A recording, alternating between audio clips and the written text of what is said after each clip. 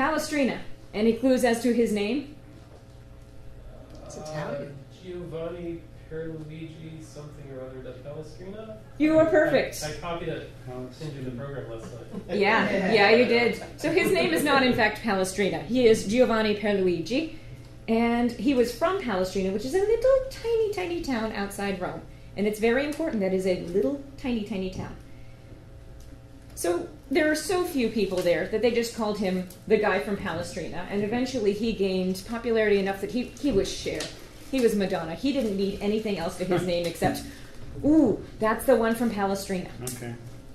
So he was born in 1525-ish. We're not sure, but that's a good That's a good number. We're pretty sure.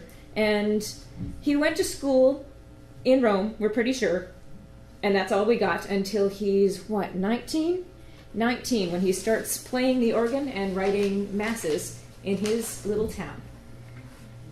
And the good thing about working in a little town is that you don't have too much work to do. So he said, I'm going to write some masses, just see how they go. Very well. That was the beginning of his 104 masses, which, if you don't think that's a lot, think about other composers who wrote 10. 10 is good. 9 is good. 9 symphonies were done. 104. So he eventually died in Rome, didn't move too far, in 1594, and don't worry about the dates, because they didn't worry about the dates. While he was working in his little town, he got married, he had a bunch of sons. Very, very important to this story, because he was gaining in popularity. So eventually he moved into Rome. He started playing some bigger scenes. He was in charge of the boys' choir, and at St. Peter's. And he decided to write another mass for the new pope. Now, Pope Julius III happened to also be from a little tiny town called Palestrina. And this pope said, ooh, you wrote me a mass. Masses are big, they're important, they have over 5 parts. Also, you're from my hometown, and while they were being yelled at this time for nepotism, what's one more thing? So he put Palestrina in working with the Sistine Chapel. So he was singing in the Sistine Chapel, which is not the place for a man with 3 children. So there was some definite breaking of the rules, and a little bit of, you're from my town, it'll be fine, which worked very well in the year 1555, when he was hired in by this new pope.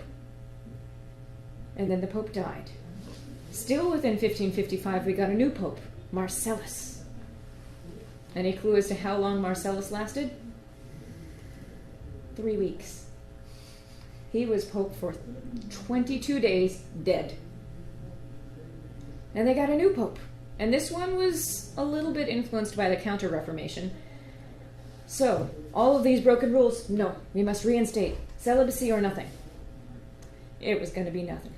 So, he got to sing, Palestrina got to sing with the Sistine Chapel from about January to May.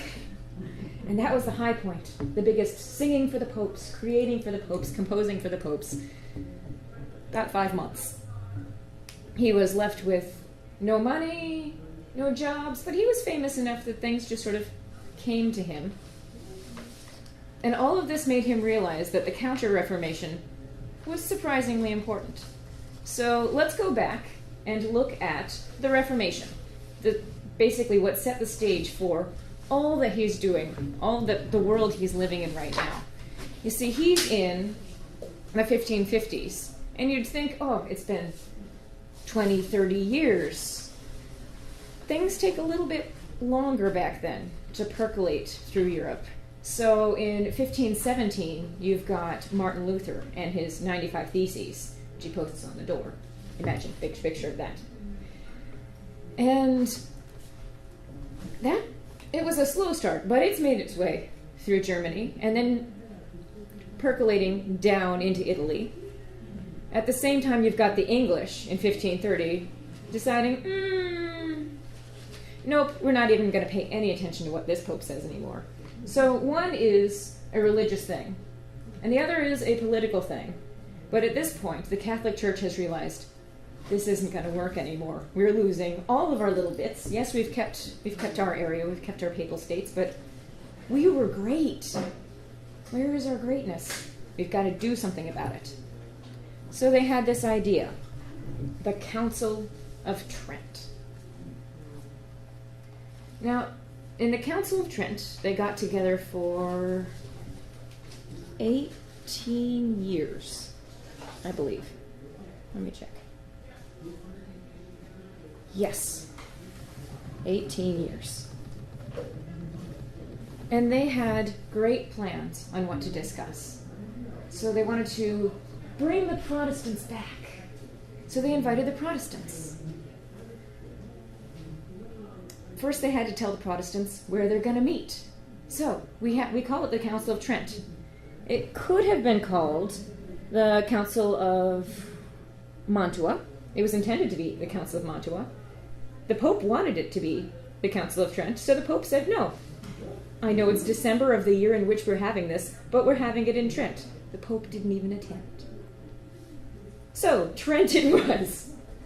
You'd think at this point the Protestants, had they been able to have a vote, they were invited, but they had no vote, would have said, this is what we mean by excess. But they had no vote, and had previously then had to make the trip towards Mantua, and then to Trent. And so that's probably part of the reason why step one of the Council of Trent, reunification of Catholics and Protestants, didn't go very well. After the first 3 years, the Protestants weren't coming anymore, and the council had turned towards other goals. For a while there, the goal was to move it to Bologna, because there was plague in Trent. They decided, much like a D&D game, basically, that's what the Council of Trent was like. They said, oh, we're going to play on Monday. Maybe Thursday. No, I've got a thing on Thursday. Let's do Friday. That's how the Council of Trent was run for nearly 2 decades. So, Mantua, Trent, next year. Maybe the year after. Bologna? No, there's a plague. Let's go back to Trent. So it's called the Council of Trent, where most things happened. And as we got into the second half of it, the first half being bring the Protestants in, don't let them talk, don't let them vote, send the Protestants away, decide we didn't want you anyway. They came up with another series of things that they were going to do in this council. So they looked at the Protestant accusations, and they said, some of them are valid, maybe. And then they looked at the Protestant idea of all you need is faith. That said, nope, not valid at all. They looked at the idea that anyone can interpret the scripture. The Protestants thought that was cool. Now we're getting rid of that. So for 18 years, they spent a lot of time deciding Protestants were wrong. We were right. We're going to keep on being right. Yeah, we're good. So what they're really known for, other than saying we're right, is what they did to art. Partially because it took them 18 years to piss off the people in the first group and to do nothing. And partially because artists, A, really care about little phrases, and B, are a little bit drama queens. So there are a couple of key phrases in the 18 years that affect art. And the only one affecting music is, and I put it on the PowerPoint so I shall find it.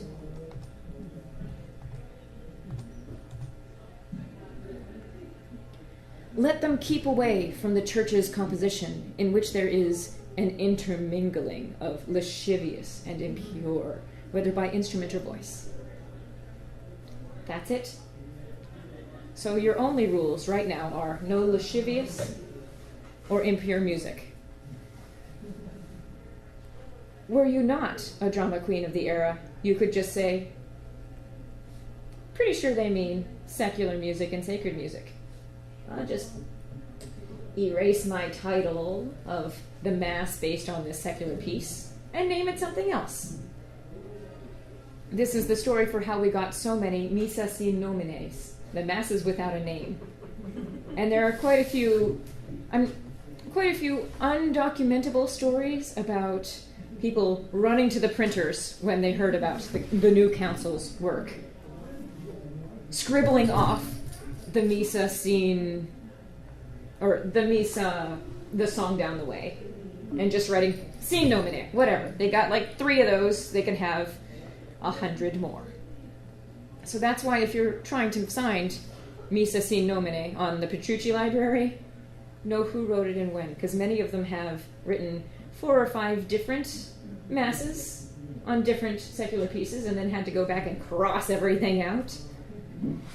And they all got named the same thing, that mass that we don't have a name for anymore.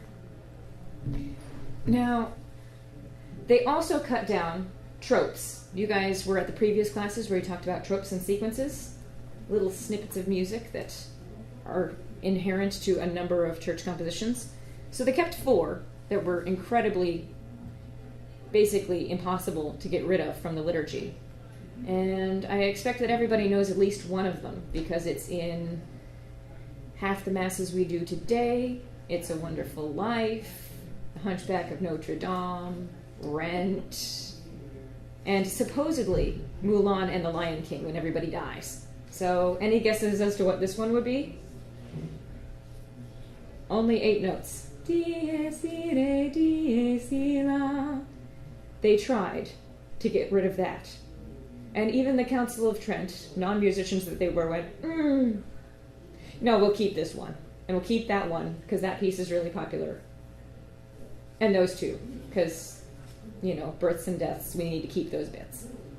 And everything else they axed.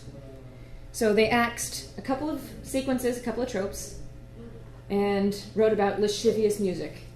And historically, that's all they did.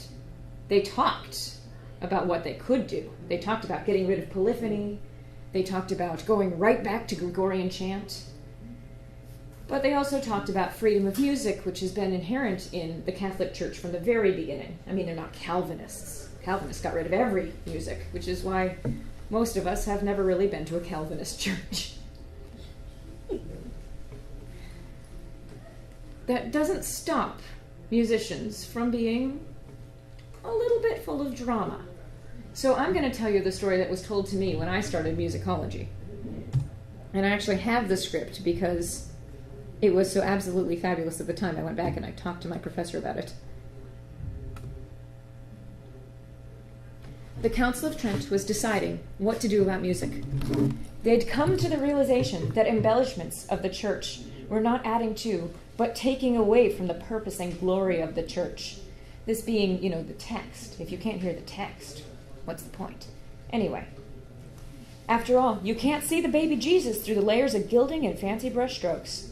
What's the purpose of a religious painting if you can't see the baby Jesus? Warning, I went to college in the South. So after trying to deal with art, the council turned their talk to music. Music was grand, they thought. But was the message grand? Sure, you can have 8 different lines of people singing one on top of one another. But can you hear any of the words? Worse, what if the only words you can hear are some snippet of a French love song? If you were in the Du Fay class, let's just put Latin on top of French. It'll be fine. The Latin will talk about Mary, the French will talk about that girl down the way. It all works together. And what about the melodies? With all the twiddly bits of ornamentation, you barely hear a proper melody. And when you do, sometimes it's a secular one. Nobody wants to be thinking about a love song to the girl down the way when they should be thinking about Mary. They needed to change music. They needed to simplify. They needed monody, or they needed chant, or they needed to regulate and specify, and they needed to break.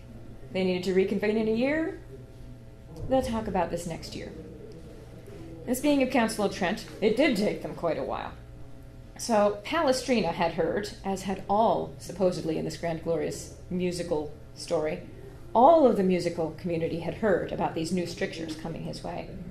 He sought to prove that one could write beautiful polyphony without tricks or twiddles or obscuring the text of the piece.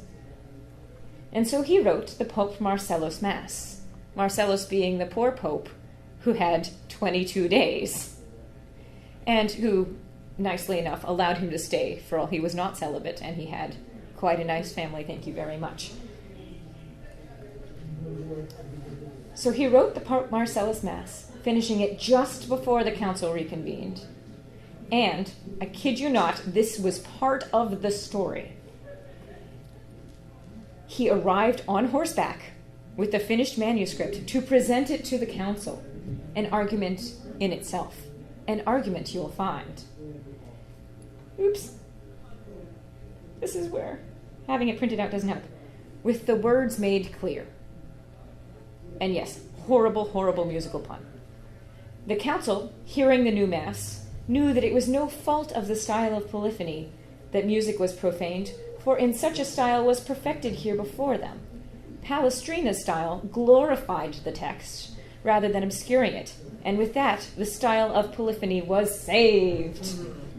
For they could not fault lesser composers for not having the mastery of style that Palestrina possessed.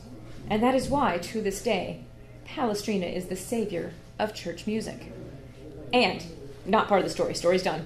If you go on Wikipedia, that is what he's called, the savior of church music. Now, the funniest part of this story, I mean, other than the fact that the Council of Trent probably could not all read music, let alone multi-part music. So in my mind, it's not just him arriving on horseback with this beautiful, beautiful manuscript, because he didn't put up the manuscript.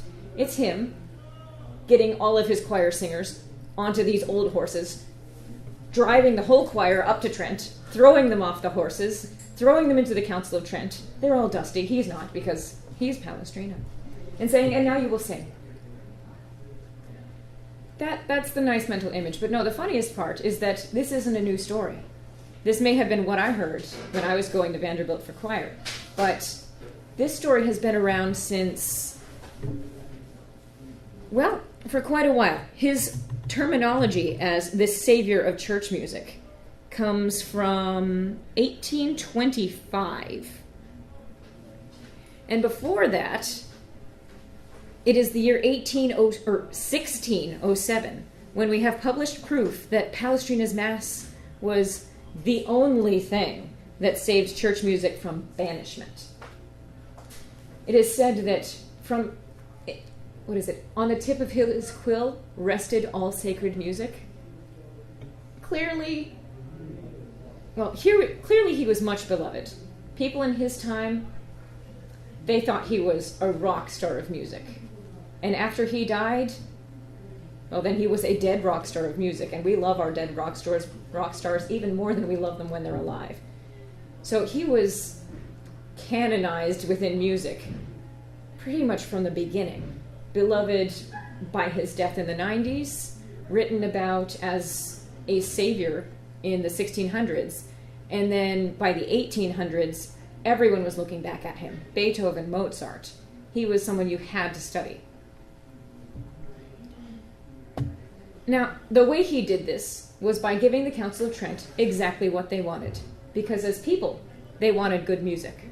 They wanted to actually enjoy what they were hearing. Otherwise, you sound like a braying donkey, and no one wants that. We're not Jews. We're not going to be braying donkeys. But they also sort of really needed to hear the words. Really needed to hear the words. That was their only argument, was that they needed to hear the words. So he found ways to do that. Palestrina's style is, well, it's not purely homophonic, but we've talked about homophony, all the words lining up with chords. For things with a lot of text, he used homophony. He used simple melodies, and the harmony, it wasn't something he put laborious thought into. It was something that happened to support the melody, and he didn't need to go doing all sorts of tricks, making it dissonant. That was Thomas Louis de Victoria. He didn't need dissonance. He just made it beautiful and made it easy to hear the words.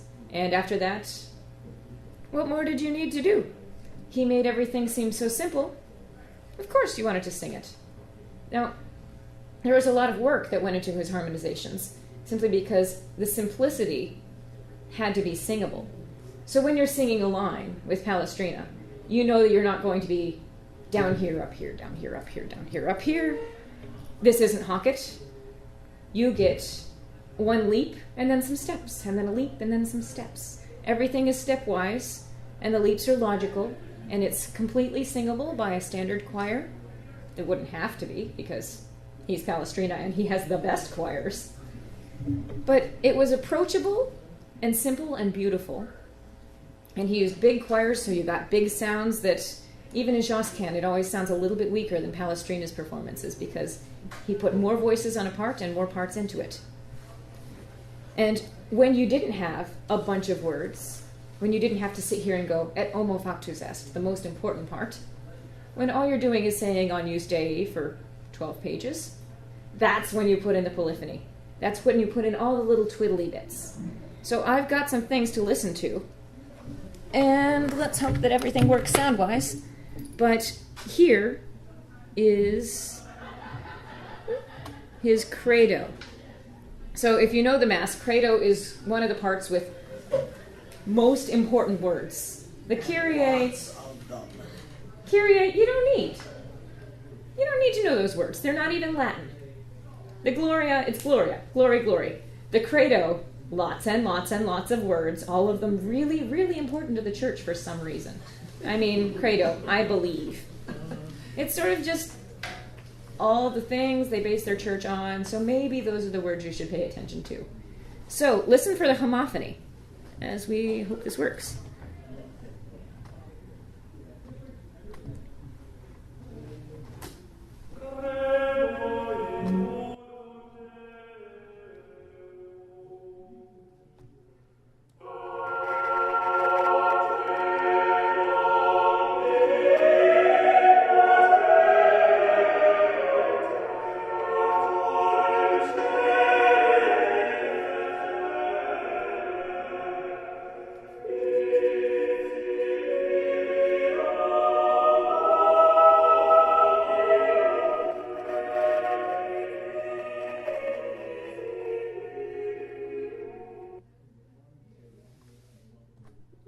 You go on. You totally go on.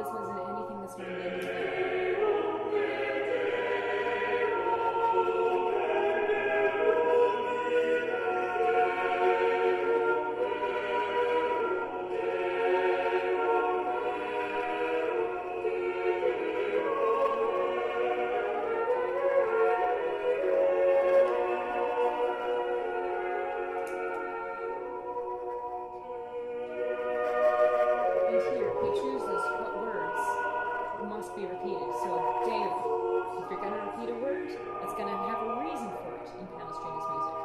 He's going to say, Deo, that's a thing that needs repeating. And we don't need to mix it up with polyphony, just one word. Say it multiple times in simple harmonies.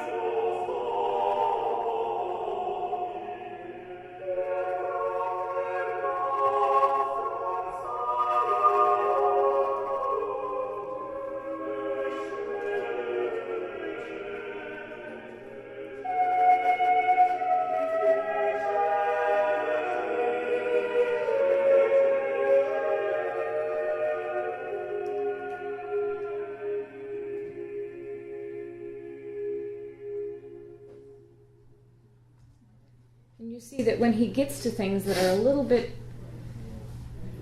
simpler textually, then he can make them more fancy musically. So, for example, the Agnus Dei. Well, and that was also beautiful tone painting there, because that was the line, Descendi de Celi, he descended from heaven, and all of those falling, cascading lines. No, text painting is inherent, I believe, in the genre after a certain point.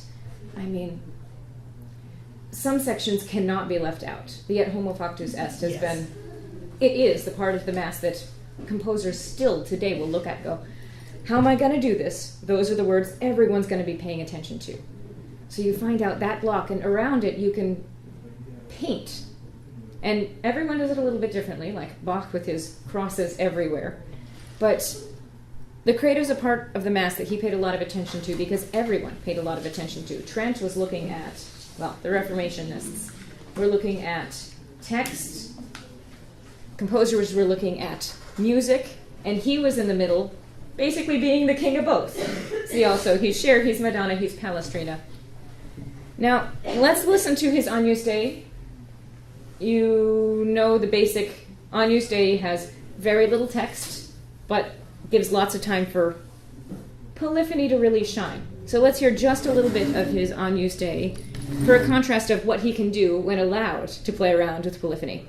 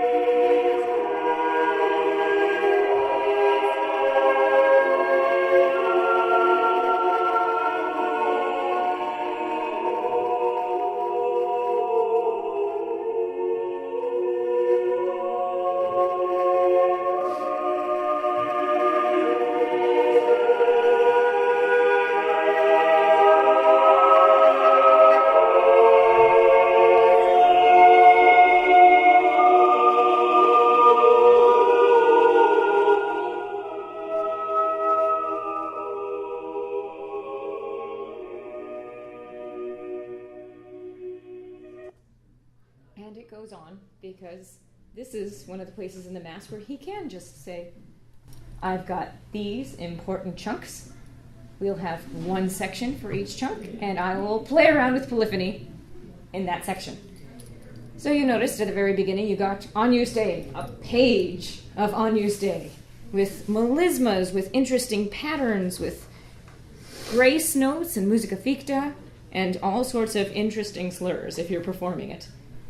Then a little bit of polyphony that makes things almost hard to hear, except that at the end he comes together and restates everything again, this time making the text clear, homophonic. So at the beginning it's almost like you don't know what's going on, and then he's like, you were wondering, let me tell you. This great thing you've been hearing, these are the words. Everything he does is saying, these are the words, I'm making you happy. My music is awesome, I'm making you happy. I'm finally getting paid, I'm making me happy. And this was sort of a high point of his life, is writing this Marcellus Mass, because afterwards, things didn't go too well. The ending of his life was more of a slide. He still composed great music, and he still lived in Rome, and Rome was his home. He was given the chance to go, he was invited to go live in Vienna and work for the Holy Roman Emperor, I think Maximilian II, and turned it down to get paid very little at that time in Rome, because Rome was home. He loved the people there, his family loved being there, and he loved the sacred community there. Some of that deserted him through the end.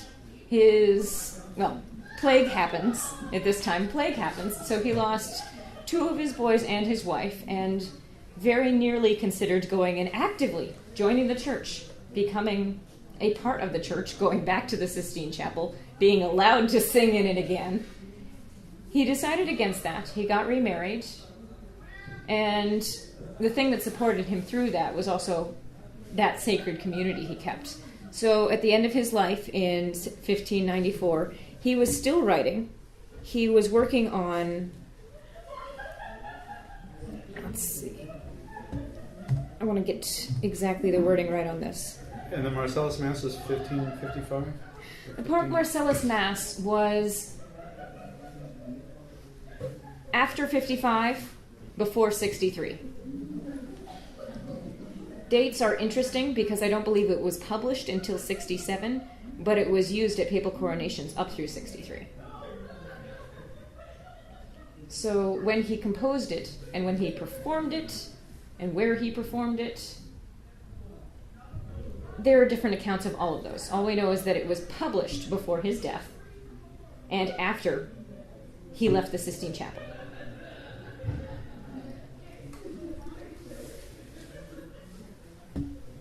Let's see. In the end, he ended up being asked to rewrite all of the plain song repertoire from the gradual and antiphonor.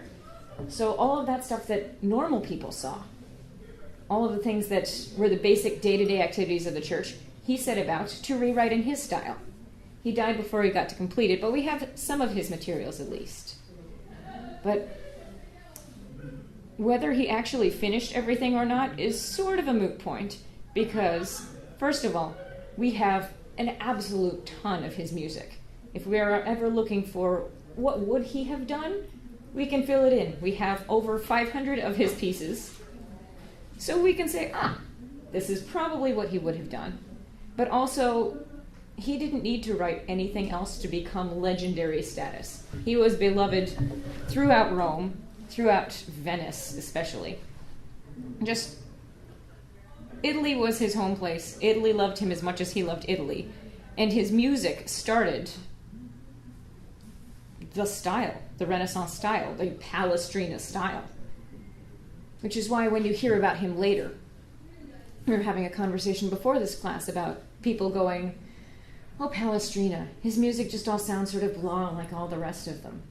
Just the way some people will say, oh, Tolkien, his books are all elves and fairies, and yeah, there are tons of books like that.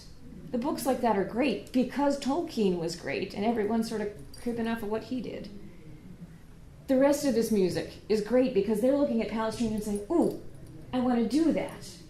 So if you're thinking about another great composer that writes in Palestrina style, you're probably thinking of them in terms of Palestrina, like Thomas Louis de Victoria.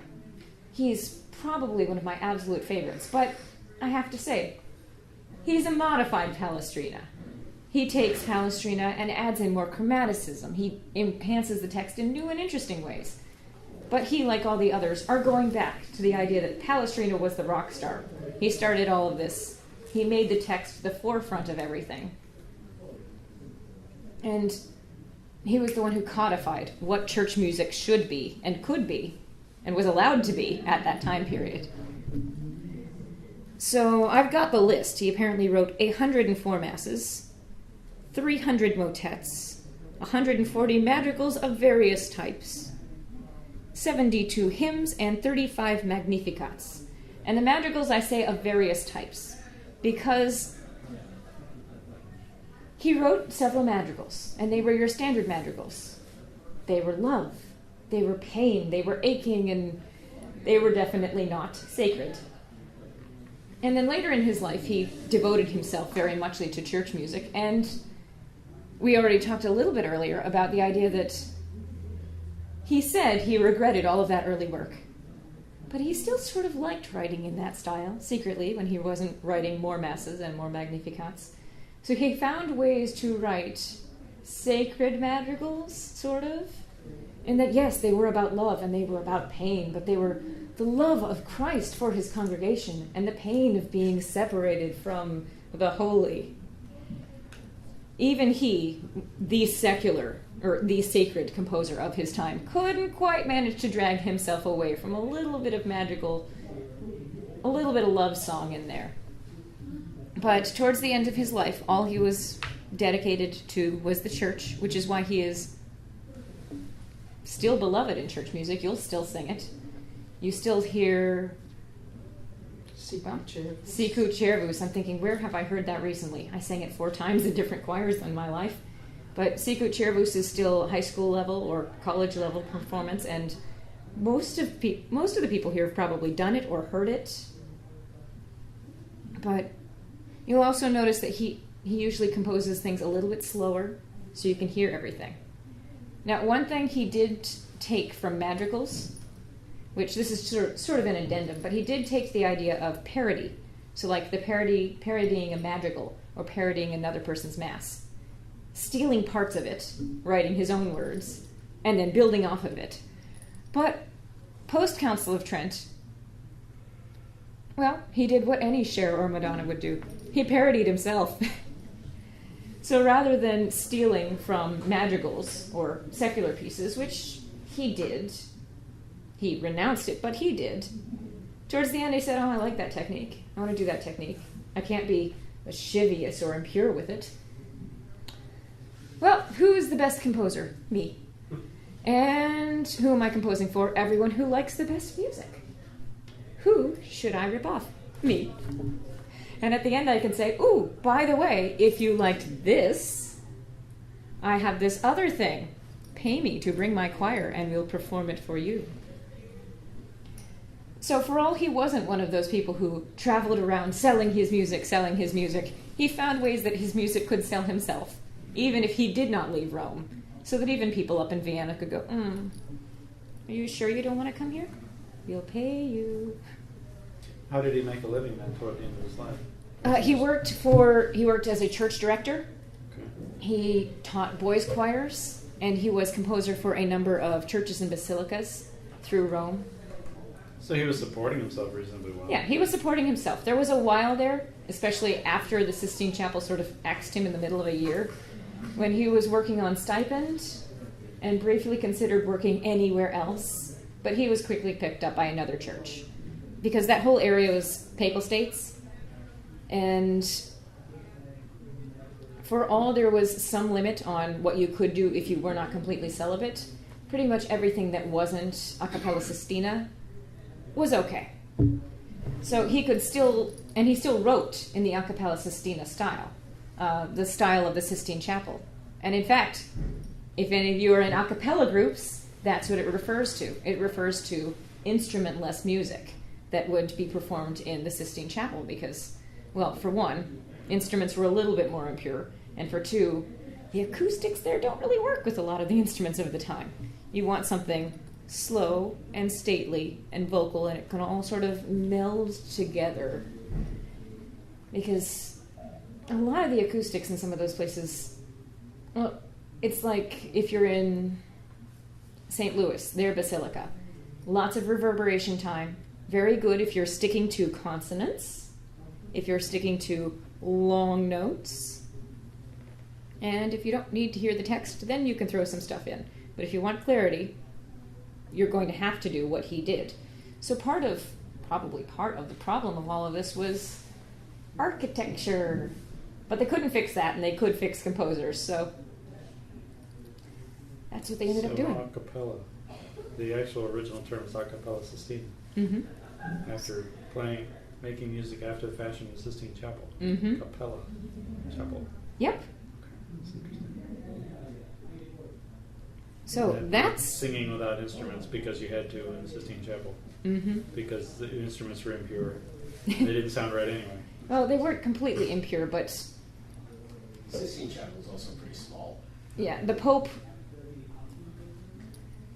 for all they did not make a lot of rules at Trent about what had to be performed where, popes definitely had their opinions. And before the Council of Trent, one of the popes specifically mentioned there was a performance at the Sistine Chapel, his chapel, where he goes to pray, and the music was all muddled and he hated it. It was rather impolite, and I honestly wished I'd pulled it up. But the Council of Trent may not have put into law anything beyond throwing out some of the tropes and talking about lascivious music, whatever that is. But writers of the time... Song of Solomon. Hmm? Song of Solomon. But that wouldn't have been. No, mostly it seemed to be aimed at secular music worming its way in, and that's one of the quotes that the council members did not make, but other writers at the time, especially church writers, were saying things about, oh, I heard this piece, and I knew it was a drinking song. They specifically mention songs about drinking and whoring, and how those should not be in the church. Even if you take the words out, we still know what they are. Thank you very much. So for a while, they just took Sin Nomine and stuck it on. But Trent got upset about that, which is probably what they were talking about. And by Trent, I mean the Council of Trent, not some random guy named Trent. I've taught undergrads. You have to be careful. But they were mostly talking about not the profane sacred, but the super profane. No drinking. No drinking in my songs. No whoring in my songs. Unless it's Magdalene. And even then we have to be careful. So, any questions? Cool, thank you. So if you want to listen to more, I believe there will be more at concerts tonight. I don't remember. I'd expect Palestrina. Well, we're doing Thomas Louis de Victoria, which is Palestrina plus chromaticism. I think he might object to that, but Yeah, well, he's dead. He that's doesn't get true. it. That's true. But so is Palestrina. Yeah. No, Palestrina never died. Well, who knows? Maybe he's the next bird that's going to whisper in somebody's ear along the way. You guys cover. Riverside Park full of Palestrina impersonators. I don't think you could fit too many Palestrina impersonators in one room. The egos. They'd bounce off. Oh, Riverside Park is big. In New York City? No, in Ypsilanti. No. Where they have an Elvis festival with impersonators. Yeah. Oh. Palestrina impersonators would be interesting. Suppose we could arrange a Palestrina impersonators festival? That would be That would funny. be pretty cool. That would be wild. I love the idea of taking a collection of musicologists or friends of musicologists, stadians, basically people who do their research, having them all pick a composer and spend the day in character.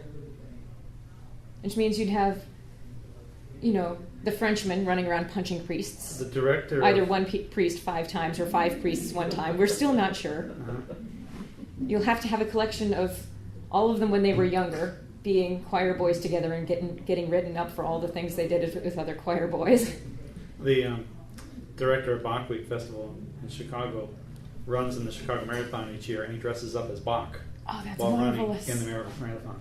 I was thinking you should get a whole team, 1 Bach, and all the little Bachs. That would work too. But he wears the powder blade. For that many miles, that'd be horrible. He doesn't mind. But no, I think it would be absolutely marvelous to have Josquin up there. I am the best Renaissance composer. And Palestrina going, Palestrina has arrived, you can leave now. Because that's sort of what his music did. It said Palestrina style has arrived. Shoot, we're never going to touch you again. The historians will remember you one day, after the fact. They'll never forget me.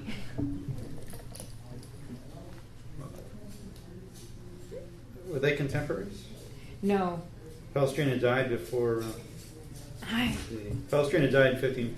96, or Or no, 1594. Josquin died in was earlier. 1545. Right. Okay, So, they were they were he both- died before Palestrina was born, I think. Mm-hmm. But a lot of his work was published posthumously. Posthumously. So he was still very popular even in Palestrina's time. Popular, but not in the church. Right. Because his music was something that they were still reacting to. Yeah, right. Because basically the Council of Trent was trying their best to deal with what the Protestants were saying. You've got the indulgences, you've got these huge issues with nepotism, and you're too darn fancy. You're spending all of your money on gold and jewels and making it all pretty and fancy, and you're missing the point of religion.